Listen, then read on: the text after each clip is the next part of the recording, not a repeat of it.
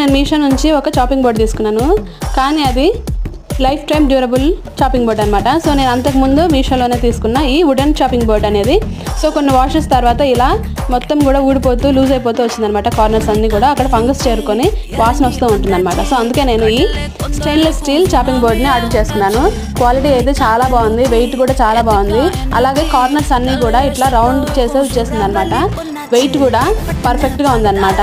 అలాగే ఇది వంగకుండా స్ట్రాంగ్గా డ్యూరబుల్గా ఉంటుంది.